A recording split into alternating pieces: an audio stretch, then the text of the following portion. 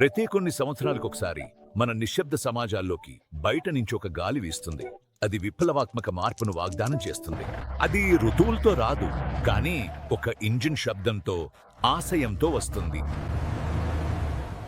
ఆ వాహనం నుంచి గ్రామ రంగుల్లో కాకుండా అధికారపు వర్ణాల్లో అలంకరించుకున్న ఒక వ్యక్తి బయటకొస్తాడు.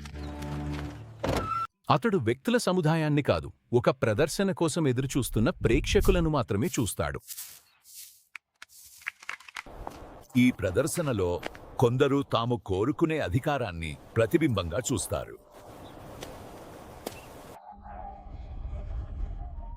ఒక పిలుపుతోనే ప్రజలు తనను మందగా అనుసరిస్తారని అతడు ప్రకటిస్తాడు.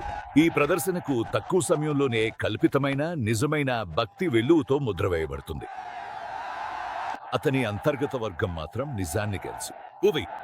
విశ్వాసం కాదు, ఆశ అనే కరెన్సీ.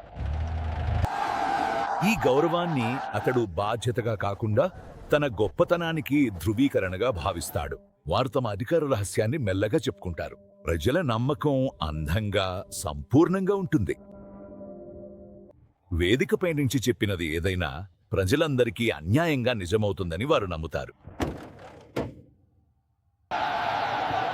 ఈ నియంత్రణ ధృవీకరణే పరమ విజయంగా, ఏ ఓటు లేదా విధానానికన్నా విలువైనదిగా మారుతుంది. కానీ ఆ కరిజ్మాటిక్ ప్రదర్శన సమాజానికి వాస్తవంగా ఉన్న అత్యవసర అవసరాలను దాచిపెడుతుంది. బలమైన నాయకుడి హామీ అనేది నిజమైన అభివృద్ధి కోసమున్న డిమాండ్ను దారి మళ్లించే మాయ మాత్రమే చాలాసార్లు. ఇక్కడ ఎంపిక వ్యక్తిత్వాల మధ్య కాదు, ప్రదర్శన మరియు అభివృద్ధి సారాంశం మధ్య ఉంది. చివరికి పొడి కూర్చుని పోయినప్పుడు మీరు హామీని పట్టుకుని ఉంటారా లేక అభివృద్ధిని పట్టుకుని ఉంటారా?